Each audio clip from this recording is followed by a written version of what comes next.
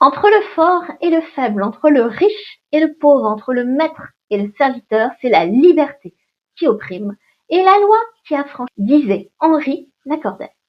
Je vous raconte cette semaine l'histoire d'un bailleur qui souhaitait conserver un dépôt de garantie à titre d'indemnisation du fait de la résiliation du bail.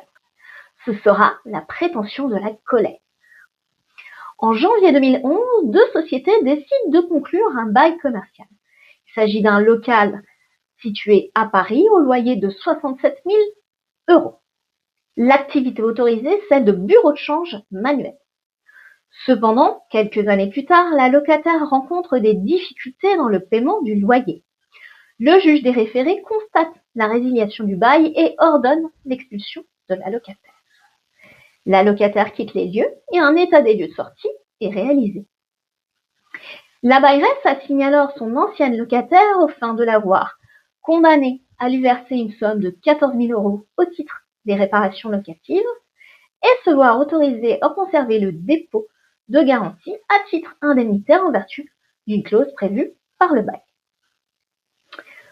Le juge analyse les prétentions de la société et fait droit à la demande de réparation locative à hauteur de 14 000 €. En revanche, s'agissant de la clause autorisant à conserver le dépôt de garantie à titre indemnitaire, le juge l'analyse comme une clause pénale qu'il estime excessive et réduit l'indemnité réclamée de 18 000 € à 50 €. La société bailleresse relève appel. Cependant, la cour d'appel confirme la décision entreprise. Elle estime, tout comme le tribunal, qu'il s'agit d'une clause qui n'a ni réciprocité ni contrepartie et qui est une clause pénale excessive. Mécontente face à cette perte d'une somme de 17 950 €, la bailleresse forme un pourvoi en cassation. Elle soutient deux arguments. Le premier, l'absence de réciprocité ou de contrepartie ne vaut pas clause pénale excessive. Et deuxième argument, la cour d'appel aurait dû rechercher le préjudice réel subi par la bailleresse, lequel était bien supérieur à la somme de 50 €. À votre avis, la société bailleresse a-t-elle obtenu gain de cause? La réponse est non. Dans cet arrêt du 20 novembre 2025, la Cour de cassation rejette le pourvoi.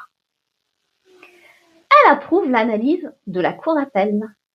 Et s'agissant du préjudice subi, il appartenait à la société bailleresse d'en justifier. Ce n'est pas à la Cour d'appel de faire la recherche.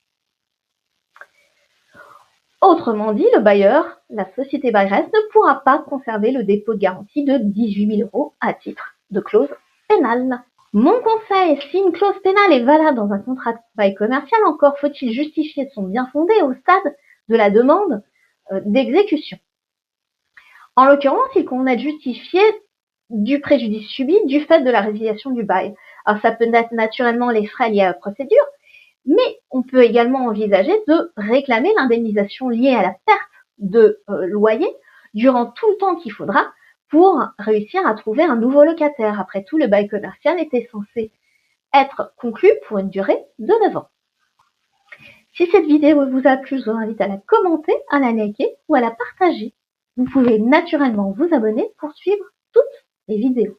Quant à moi, je vous dis à la semaine prochaine pour une toute autre thématique.